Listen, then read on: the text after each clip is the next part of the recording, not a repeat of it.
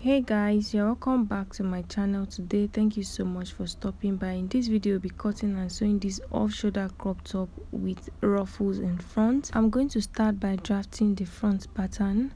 To do that, I went ahead to fold my fabric into two. So the measurement I used to fold my front fabric is my bust circumference divided by 4 plus 1 inch for that and plus 2 inches for stitching allowance. Okay, so go ahead and fold your fabric into two. So the next thing I'll do is to determine where I want my off shoulder to start from, because this blouse is a sleeveless blouse. What I'll do is to go down by about 5 inches. That is how deep I want my neckline to be. If you want yours to go down more, you can do more than 5 inches. As you can see, the one on the thumbnail, it is more than 5 inches. Place my tape like this. I'll take out the 5 inches and I'll mark the distance from my shoulder to my bust point, which is 10 inches. I marked the 10 inches and I ruled a straight line across. The next point is the distance from my shoulder to my waist point, which is 16 inches. So go ahead and determine the length you want your blouse to be. So I wanted my blouse to be 16 inches, but I felt it was going to be too short. So I decided to just leave everything that I have already on this fabric, which is 18 inches. That's how long my blouse is going to be. The next thing I'll do is to place my bust circumference divided by 4 on the shoulder line. I'll place the same measurement on the bust line, and on this point, which is my waistline, I'll place my waist circumference divided by 4. So I wanted to stop on the waistline, but I'm going to extend my line to the length of this fabric. Okay, so determine how long you want your blouse to be and then place your measurements. After doing that, I went ahead to connect the dots, as you can see. The next thing I'm going to do is to mark my stitching allowance. So I'll be taking 1.5 inches as my stitching allowance. Okay, so I'm going to connect like this. After connecting, guys, this is what I have. So I forgot to add my dart allowance. Okay, so go ahead and add your dart allowance and also your stitching allowance. Okay, so the next thing I'm going to do now is to also connect the line. After doing that, I'm going to take in my dart. So on the blouse length, I'm going to go in by half of my nipple to nipple measurement, which is 4 inches.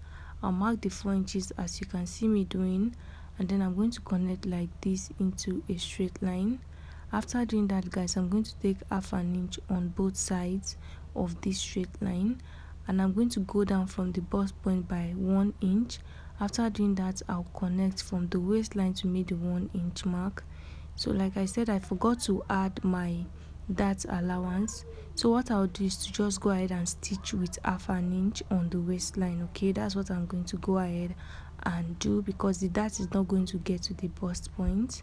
So the next thing I'm going to do now is to extend my stitching allowance line. I'm going to extend it. I'm adding the same 1.5 inches as my stitching allowance on the shoulder line. So I'll connect from the bust point to meet that line like this.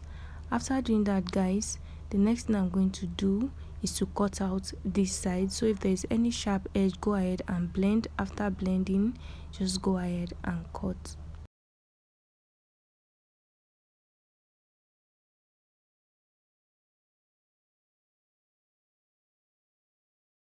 So guys, after cutting, I'll go down on the armhole area by half an inch and I'll connect into the neckline area. Okay, I don't want the armhole area of the blouse to be poking me when I wear it, so I'm just going down by half an inch. Okay, just so it's not sitting directly on my armhole. The next thing I'll do is to notch my dart to know where to take in my dart when I'm sewing.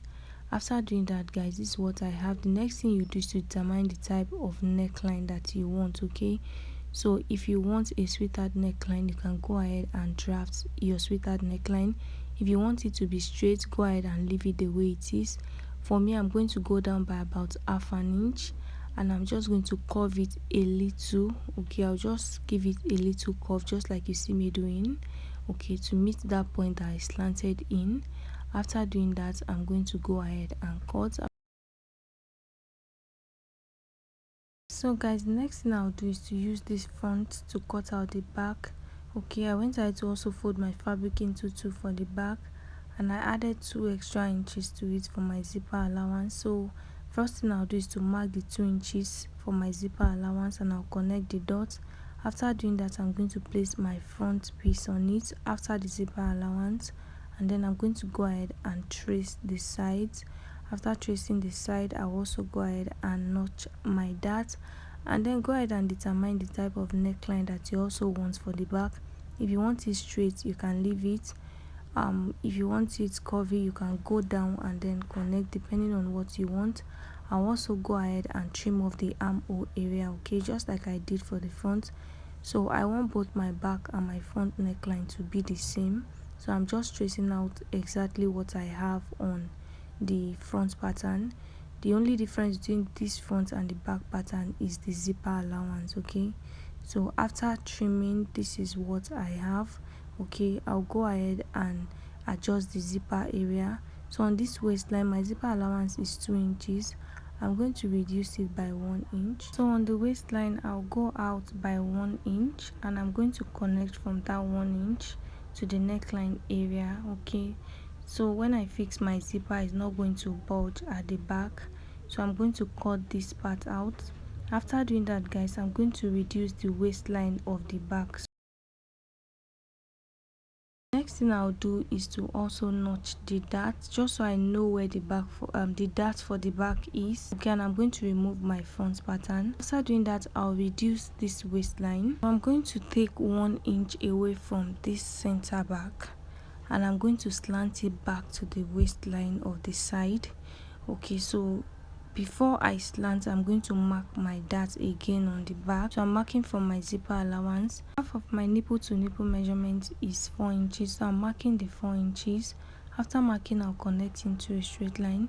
The next thing I'll do is to take away the 5 inches. So I'm no longer taking 5 inches because I trimmed half an inch from the neckline area, so I'm taking out 5.5 inches, okay. So I went down to my bust point, which is 10 inches, and I came down from that 10 inches by 1 inch, just like I did for the front. So on the two sides of this straight line, I'm taking half an inch, okay, and I'm connecting back to meet the bust line, okay, just like this. After doing that, guys, I'm going to slant from this center back, okay, to meet the side, okay. So when cutting a blouse like this, especially a crop top, go ahead and reduce the back, because the back and the front is not supposed to be the same. If you reduce it like this, it's going to sit well at the back, it's not going to fold, okay. You notice that once you sew, it's not going to fold. But make sure you don't trim the side. The side is supposed to match, okay. The side for the front and that of the back is supposed to match, so just slant towards the side, don't trim off the side. So guys, after cutting, this is what I have. I'll arrange my fabric in place, and I'll notch my dart again, okay. So go ahead and notch your dart. After doing that, guys, we are done with the back. So what I'm going to do is to cut out lining piece for both the front and the back. So if you don't have enough fabric to use for lining, you can go ahead and pipe the neckline and also hem the base of your blouse, okay. So I'm going to place my lining on my fabric on the lining, and I'm going to cut exactly what I have. After doing that, I'm going to first of all take in my dart on the main fabric, and then I'm going to place my lining piece on it, and I'll sew all the way around. I'll just leave about 1 inch opening on the side, and I'll use it to turn it inside out. After doing that, go ahead and iron in place, okay. So I've gone ahead to cut out the fabric for the front. I'll repeat the same thing for the back. I'll take in my dart and I'll iron everything in place. So I've done that for the two back piece, and this is what I have. You can see my dart, I've ironed it flat, okay, and this is the opening that I used to turn the fabric inside out. So the next thing I'll do is to go ahead and fix my zipper to the back, okay. So I'll be using this zipper because I want to be able to open it all the way down, okay. So I'm going to fix my zipper in place using my zipper allowance that I left. So this is my front piece. I've also gone ahead to take in my dart. I ironed it flat, and I went ahead to turn it inside out using my lining piece. The next thing I'll do is to find the middle point of this front piece, because I want to determine where the rose is going to start from. So I'm going to place my tape from this center front. Whatever I have, I'm going to divide it by 2 and I'm going to mark that point. And then I'm also going to mark the distance from one of the dart to the other one. I'll also divide it by 2. Okay, after doing that, I'm going to mark that center. Okay, so that is the center of my blouse. Okay, so the next thing I'll do is to form like a spiral, okay, as if you are cutting a flounce. Okay, so I'm going to use my free hand to connect like this, as you can see me doing. So when forming the spiral, make sure that the space in between each spiral is equal. So you can use your tape to just determine that, as you can see me doing. But I'm going to use my free hand because this is looking like it's too big. So it depends on how full you want your rose in front to be. As you can see the picture on the thumbnail, the rose is not full at all, but the person I'm making this one for wants the rose to be full, hence why I'm creating like plenty spiral. And you can see that it's extending to the neckline. The one on the thumbnail did not extend to the neckline at all. Okay, so this is what I have. After doing that, I went ahead to cut out this long piece of fabric, which is about 4 yards. And before I forget, I used 2 yards of Mikado fabric, and you know the length of Mikado fabric is 60 inches, so I have 60 inches times 4. That is how long this particular fabric is, and it is folded into 2. Okay, I went ahead to iron the midpoint and I closed the 2 edge, as you can see. So the wideness of my rose is 3.5 inches on fold. So this is how wide the rose is supposed to be. So you get to determine how you want your rose to be, how full you want the rose to be. Okay, so what I'm going to do is to place my piece of fabric from where my spiral stopped. As you can see, don't start from the middle, start from the end of the spiral, and you're going to sew all the way around. So guys, I'm going to fold this part of the piece of fabric, the part that I did not sew at all.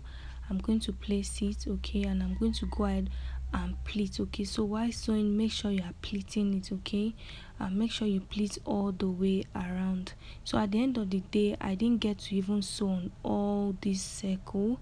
I only sewed on the ones I could sew on, because I realized that my fabric will not be enough to go around this whole circle. So I decided to just sew, okay, but I made sure that I placed them close to each other just so they cover up each other. Okay, so just sew all the way around. After sewing, when you get to the middle point, you are going to stop and use your needle and thread to just tack the last piece on the center. You're going to use your needle and thread to tack it. Okay, so that's what I went ahead to do. Guys, after sewing, this is what I have. This is what it looks like. You notice that this particular one is fuller than the one on the thumbnail. The fabric that I used for the rose is shorter. This is what my client asked for. So if you want yours to be longer, just like the one on the thumbnail, you can increase the fabric that you'll be using for the rose. Make sure your spiral is not as full as mine. So I've gone ahead to also fix my zipper to the back piece, and this is what I have. So the next thing I'm going to do is to join both front and back piece together. So I'm going to place them right sides facing right sides, and I'm going to use my stitching allowance to sew.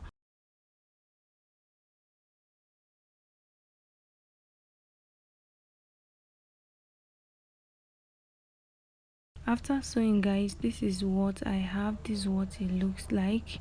Okay, this is what it looks like at the back. The next thing I'm going to do now is to cut out that long fabric in front. Okay, so what you're going to do is to determine how wide you want that fabric in front to be. For me, like I said before, I used 2 yards of Mikado fabric, so at this point I was already managing my fabric. So I went ahead to cut out 2 pieces, which is 15 inches wide. Okay, and I went ahead to hem it all the way around. I hemmed the 2 fabrics all the way around. After hemming, I was left with 13 inches. As you can see, I placed the 2 fabrics on each other. The longer one is about 5.5 inches longer than the shorter one. And I just went ahead to cut it out randomly. So measure yourself from your waist to where you want it to stop, and then go ahead and hem all the way around. I placed them on each other and I just created this small pleat on the center. Okay, so what I'm going to do is to stitch this to the waistline of my blouse. Okay, I'm going to open this part up. As you can see, I didn't sew on that part of the blouse, so I'm just going to place the fabric inside these rows, as you can see, making sure that the rose is covering it so it covers the rough edges. After doing that, I'm going to go ahead and pin. So you can put it at the center, you can put it on the side depending on where you want to place it. Okay, after placing it, go ahead and pin and go ahead and stitch. Okay,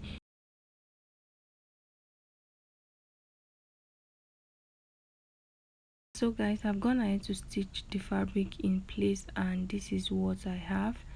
Okay, this is what it looks like. The rose is now going to cover it up, so go ahead and give your blouse a good press.